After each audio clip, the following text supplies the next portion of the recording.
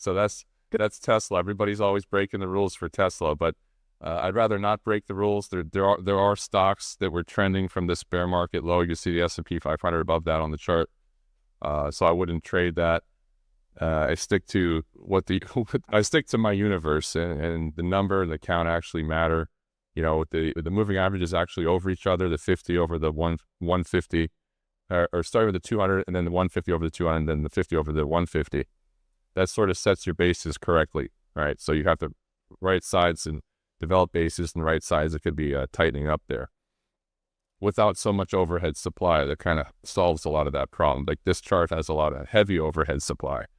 And Tesla did sort of bounce from this slide here. This is from the past year, but it kind of chopped around the 200 while other stuff performed a lot better. So, and the reason, one thing I say is never be mad at yourself when you're trading, when you get something wrong. It's really only when you break your rules or do something foolish, like, you know, only this time or whatever. I'm just going to trade Tesla right here. I mean, I get why people do it, but I'm just very, very specific about it. It's got to be in our wheelhouse. And we do have some different rules for IPO bases, liquidity requirements and such. I try to trade 90 plus RS ratings for market surge. That's what I prefer. So, and the count of how many stocks are entering or leaving your universe is kind of the key indicator that we came up with a couple of years back. And we sort of plot that on a histogram against, you know, different indices, especially small caps. They tend to kind of mimic, you know, what kind of performance you can see trading randomly, right? But the more liquid ones have been working great, even though those were not. So this is Tesla, and it's sort of out of trend for me. Just this slide just shows that I always use a stop. So anything I say, if I'm interested in the stock and I bought it and it's down 10%, you could assume I'm already out for 5% higher. That's I always have a hard stop as soon as I buy something. And, you know, of course you can move your stop depending on your signal, always work on your market signal.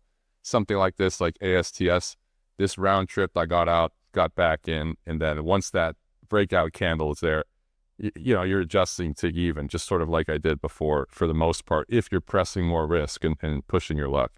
And sometimes you'll have a whole sequence where everything just round trips, and that's part of the game. So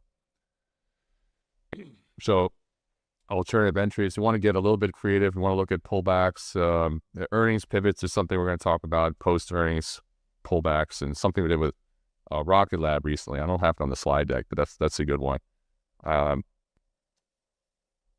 to find what entry works best for you, obviously, and look at your stats and figure out, are pullback buys my thing? Are breakouts at new highs my thing? Sometimes 52-week high breakouts are too obvious. So you want to put a little bit of